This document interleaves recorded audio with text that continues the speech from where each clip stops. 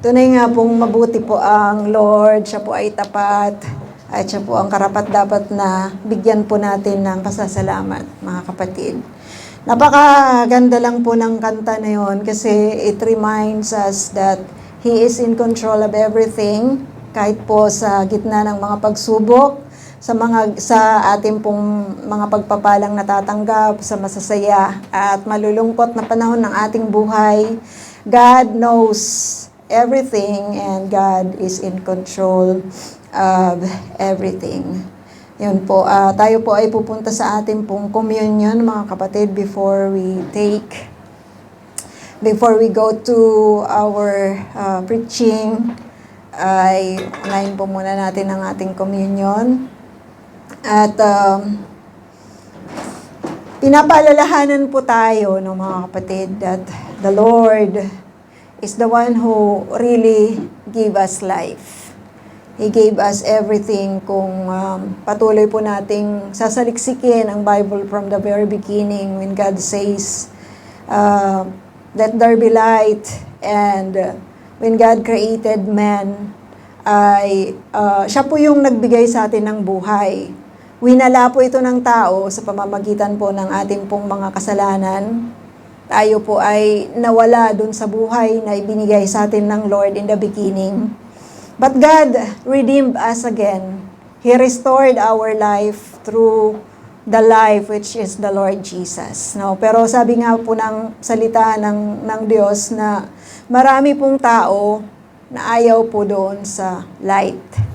But praise the Lord because that light has been opened to us, or that light illuminates yung pong holiness of the Lord, the purposes, the great purpose of God, which is the salvation and which is giving us eternal life, no? Na makasama muli natin ang Panginoon, ma-restore tayo sa Diyos na nagbigay po sa atin ng buhay.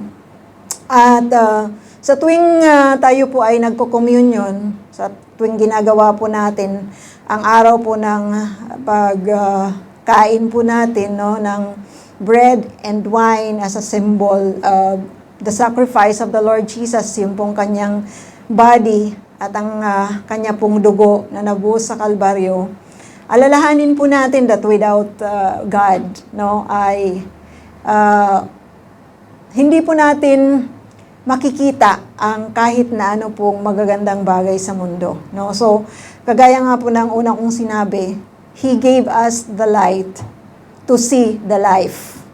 And hindi lamang po niya pinakita yung life, He gave also the life to us, no? At we are really celebrating that the communion na iniwan po sa atin ng Panginoong Jesus, na sa tuwing iinom at kakain tayo ng bread and wine ay alalahanin natin siya. Alalahanin natin hindi lamang po yung kanyang kamatayan sa krus, hindi lamang po yung resurrection niya, pero alalahanin natin yung complete sacrifice ng Lord. That He came, pinadala siya dito sa mundo, sabi sa Galatians, pinadala siya dito sa mundo upang sa tamang panahon, sa pamamagitan ng isang babae, sa pamamagitan ng under the law, no? Dahil ang kanya pong ililigtas, tayo na mga tao na ililigtas niya, ay naparusahan sa pamamagitan po ng kautusan. At iniligtas po niya tayo, hindi po niya sinuwa yung kautusan, but God gave the perfect sacrifice for us, mga kapatid.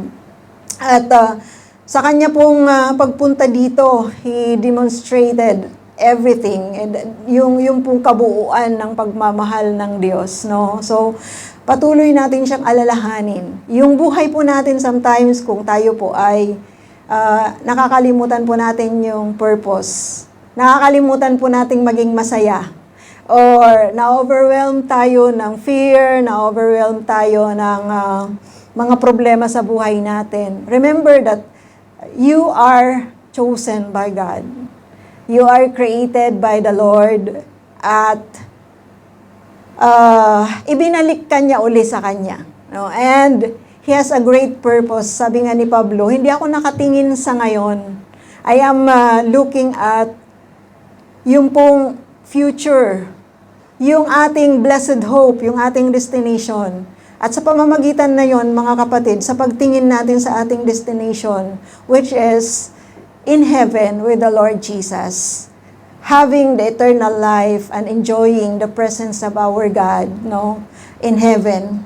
Ito po yung magbibigay sa atin ng lakas. Sa mga panahon na tayo po ay sinishake, sa mga panahon na inaalaw ng Lord yung mga pagsubok, no, upang makita po natin yung power niya. And it also reminds us that the world is temporary and everything that is eternal and good and perfect ay nando lamang po sa ating Panginoon. So as we take this as we drink the wine and eat the bread, yun po yung patuloy nating alalahanin. You are not a temporary person.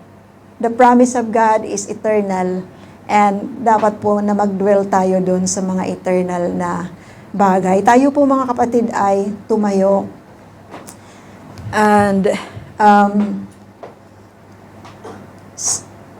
manalangin po tayo. Panginoon, lumalapit po kami sa inyo, Diyos, at tunay na nagpapasalamat. Dinadakila po ang inyong pangalan, nagpupuri po kami sa inyo. Salamat, Ama, na tunay nga pong kami, Panginoon, ay worthless, hopeless. Yung mga buhay po namin, Panginoon, ay condemned, supposed to be, Lord, by hell, Lord God, because of our sins. Ngunit, O Diyos, dahil po sa pagliligtas ng Panginoong Hesus sa amin, kami, O Diyos, ay binigyan nyo ng buhay na walang hanggan. Itinuwid nyo po kami, ginawa nyo po kaming malinis, purify nyo po kami, Panginoon. Ginawa nyo po kaming karapat-dapat sa inyo dahil po sa inyo pong anak, O Lord God. Nagpapasalamat kami na iniwan ng Panginoong Hesus ang gawain, O Lord God, ng communion, ng Lord's Supper, O God, upang patuloy naming maalala na ang buhay namin, Panginoon, kagaya ng sinabi ng Panginoong Hesus, hindi lamang po siya namatay, hindi lamang po napako siya sa krus, at doon sa kanyang resurrection, O Lord God, at doon sa lahat ng complete sacrifice na ginawa ng Panginoong Hesus, we should remember, O God, in our lives, O Lord God, in our hearts, Lord, we should continue, Panginoon, to engrave that in our hearts, Lord God, na tunay nga pong sinabi ng Panginoong Hesus, I will come again and take you to where I am. At patuloy kami, Panginoon, na tunay na humahawak doon sa mga pangakong yon. Alam po namin that you are not going to change, O Lord God.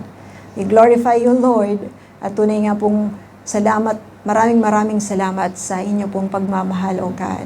And Lord, tunay nga pong salamat sa bread and wine na ito, Panginoon, na symbol of your blood, of your body, of your whole sacrifice, O Lord Jesus. Thank you so much. Thank you so much. Sis Ate Nimpa, pwede pong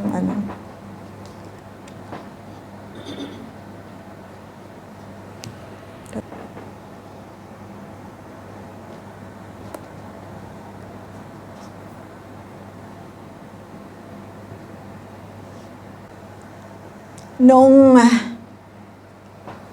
huling gabi, bago hinuli ang Panginoong Hesus at ipinako sa krus, dumampot siya ng tinapay sa araw ng Pesak, sa araw ng Passover, sa gabi ng Passover. At ito'y pinagpira-piraso niya. Ibinahagi niya sa kanya pong mga lingkod, sa kanyang mga disipulo. At sinabi niya, ito ang simbolo ng aking katawan, kainin niyo ito. At patuloy niyong alalahanin ang gagawin kong sakripisyo para sa inyo.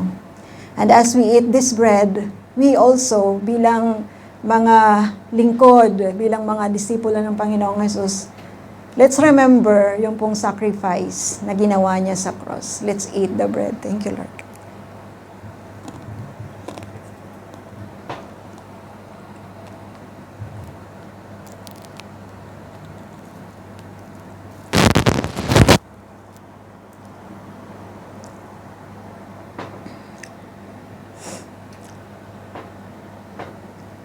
Taas po natin ang wine.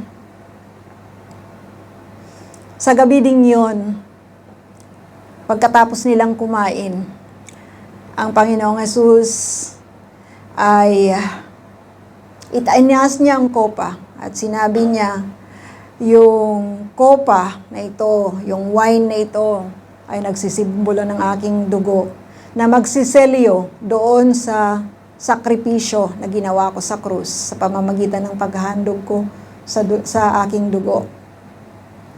At alam natin mga kapatid na yung dugo ng Panginoong Hesus na nagselyo doon sa sakripisyo niya na nagligtas po sa atin ay iginagalang ng langit, ng kalangitan, ginagalang ng lupa at maging sa ilalim ng lupa, ng lahat ng principalities, ng lahat ng authorities, at tunay nga pong walang pwedeng bumali sa sinabi ng isang hari ng mga hari at Panginoon ng Panginoon. At yun po ang ating pinanghahawakan. Sa pag-inom natin ng wine na ito, alalahanin natin ang tunay, ang dugong dumanak sa krus upang tayo po ay bigyan ng selyo na yon na igagalang at tunay na magbibigay sa atin ng karapatan na makapasok sa kaharian ng langit sa pamamagitan ni Kristo. Let's drink the wine. Thank you, Lord.